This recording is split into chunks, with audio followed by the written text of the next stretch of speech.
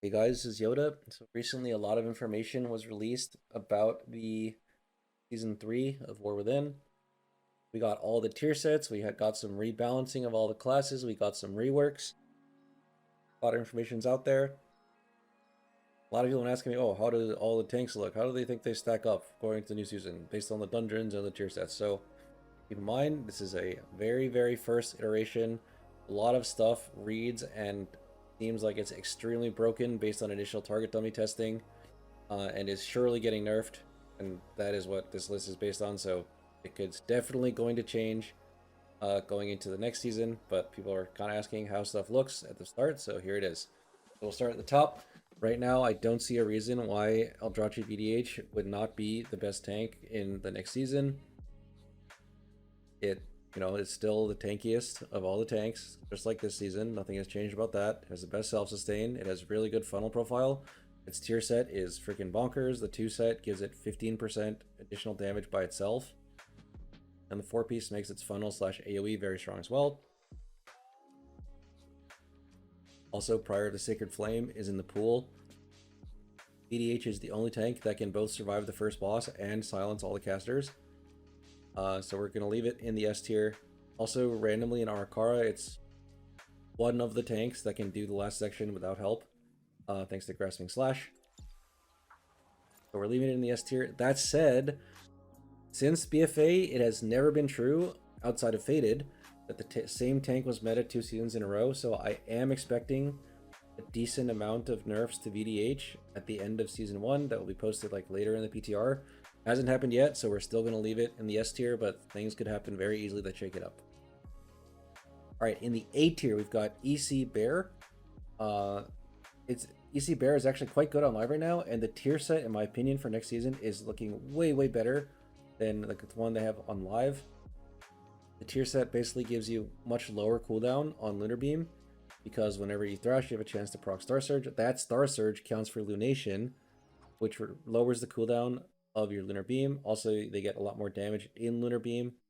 The tier set is just very, very good, in my opinion, for Bear. So Bear is a strong contender in the A tier. One thing to worry about, though, is that we didn't see any patch notes about Solar Beam getting nerfed, and if Moonkin is in, then, Bear isn't. So that's one thing to keep in mind. Colossus Prot Warrior, some people may be surprised to find it in the A tier right now after the removal of Spell Block. Certain bosses are definitely going to be a lot harder, such as Big Mama in Floodgate, or maybe just packs with like multiple casters that just bolt the tank are going to be a lot harder as well. However, Warrior did get a few things back in the rework. There's another video on the channel where I go over it, but mainly one massive thing they're getting is that Fueled by Violence, which is your heal from your Deep Wound Bleed, previously was like maybe 1/4 or 1/5 of your healing, and after all of the buffs, so that talent itself got doubled, and then also your tier set is increasing the damage of your bleeds by double. And also there's a talent that you will take now that increases the damage of your bleeds by 20%. So all in all, this talent is going to heal you for about 4 times as much as it was healing this season in Season 2. So like Prot Warrior Self-Sustain is basically getting doubled from this one talent alone. So I think Colossus Prot Warrior is actually looking pretty good for next season. Tier set is like okay. I wouldn't say it's like OP or anything. Its main thing is that it doubles the damage of your bleeds, which are feeding into the Fueled by Violence node, which in my opinion is kind of OP right now. Probably gonna get nerfed, but you know what? We'll see. Some people may be surprised to find Felscarred Demon Hunter in this tier. The Felscarred tier set is extremely strong. Especially in Raid, you are definitely going to be playing Felscarred instead of Eldrachi. The damage that you're doing as Felscarred is going to be very high. The main problem with Felscarred and Keys is the same thing that it always has been. It's that you need to sacrifice very, very important Mythic Plus talents, such as Last Resort or maybe Sigil of Chains, in order to get talents that are crucial for Felscarred, such as Darkglare Boon and Cycle of Binding. If someone finds some sort of build that actually makes it work, I could see Felscarred making a splash in Keys. But for now, I think it'll be the same story as Season 2. It's probably going to be better than it was in Season 2. In Season 2, like, the tier set is massively favoring Eldrachi. Whereas in Season 3, like, the tier sets are kind of more balanced out, whereas with the Felscarred actually having a good tier set. However, it still suffers from the problems that I mentioned earlier, which is mainly that in order to get Dark Lord boon, you kind of have to sacrifice a massively important talent. And without Dark Lord boon, Felskar just isn't very good. So that is what it is. The next thing on the list is Shadowpan Brewmaster in the A tier. Shadowpan is getting an extremely strong tier set. You have extremely high uptime on Wisdom of the Wall thanks to you getting so many Flurry Strike procs. On top of that, Brewmaster is getting a mini rework. Yu Zhao's getting buffed, although I'm pretty sure that's not going to be worth it. Cost 6 talent points, lol. And a couple other talent nodes are getting slight changes. Altogether, I think Brewmaster will be a pretty good tank. It is one of the tanks that can do the last part of Arakara. It is one of the tanks that can survive prior to the Sacred Flame. However, it does not have an AoE interrupt. It's like one of the tanks that doesn't have an AoE interrupt, along with, along with Bear, Paladin, and DK. DH and Warrior are kind of the only ones that actually have one. DK kind of has one with AoE Grip Silence, but it doesn't count as an interrupt, so it's kind of weird. But yeah. Brewmaster is looking pretty good next season. This season is already making massive waves. There's like an EU group doing extremely high keys with Brewmaster tanks. An NA group also doing very high keys as Brewmaster tank. Not quite as high as meta, but very, very, very close. So, one VDH nerf away, one brew buff away, and, suddenly, bang, we're in a physical comp brew meta. Who knows what can happen. Alright, in the B tier, note that this is actually the lowest tier for tanks using their best hero talent. I have Blood DK and Paladin. Both classes are down horrendous in Season 3. And they were kind of down horrendous in Season 2, to be honest. But in Season 3, Blood DK is getting shafted even harder. Basically, Blizzard was hearing some feedback about Death Knights wanting to get some raid buffs. And their response was, Death Grip is enough of a raid buff. Also, thanks to all of your complaints, we've decided to remove Abomination Limb. And then on top of that, we're also going to nerf the talent that gives you 5% haste by being in D&D to 2%, and you don't need to be in D&D. So basically, Blood DK just caught nerfs for absolutely no reason. They also changed AMZ to be like a little bit better in raid, but they increased the cooldown to 3 minutes with the extra talent instead of 130. So that is another blow to Blood DK, unfortunately. So Blood DK is actually looking a lot worse even than it did in Season 2, which is kind of sad because in Season 2 it wasn't even that good. However, the Deathbringer tier set is very good.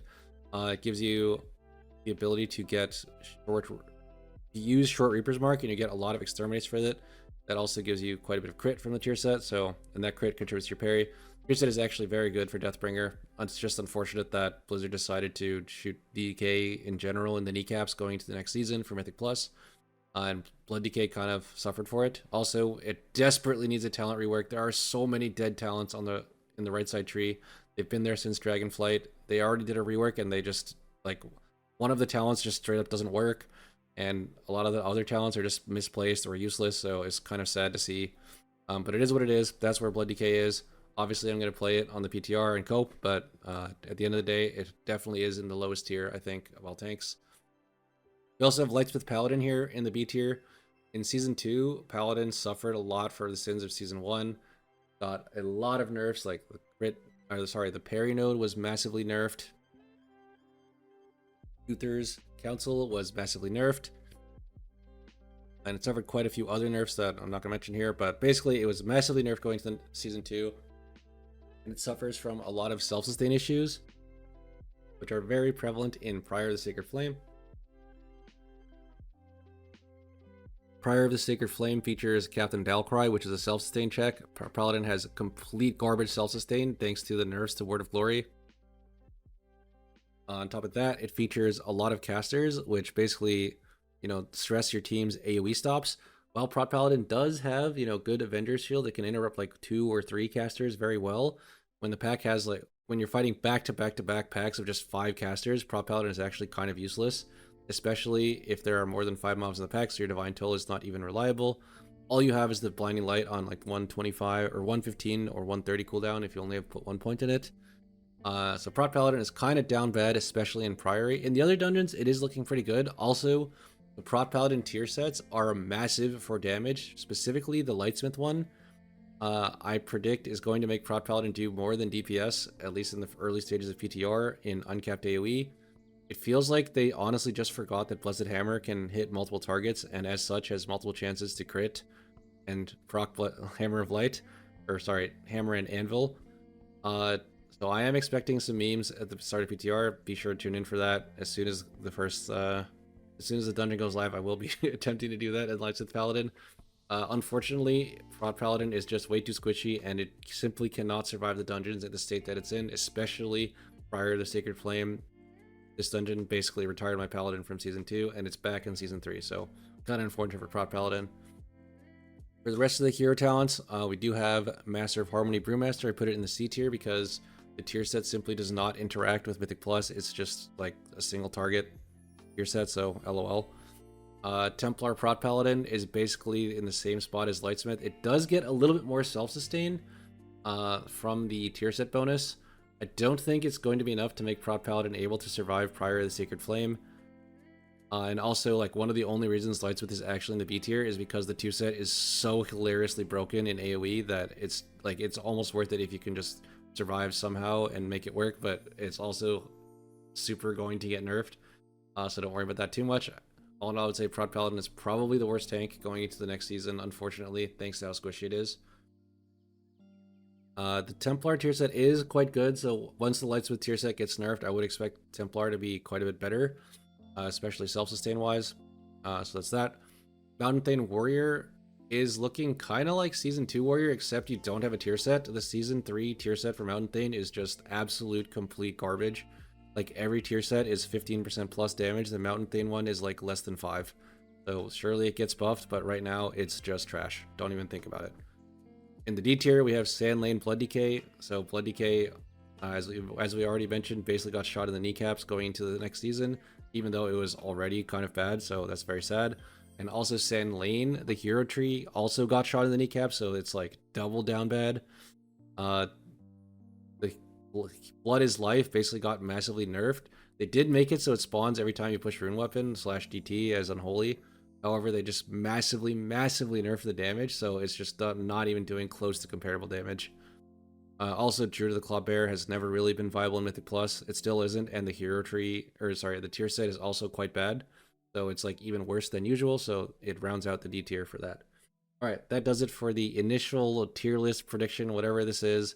Do keep in mind that I have never even done, like, Mythic Plus isn't even out yet on PTR. This is all pure speculation. A lot of it is based on things that are hilariously, obviously broken and going to get nerfed. But it is what it is. People have been asking for it. Thank you all for watching. Peace out.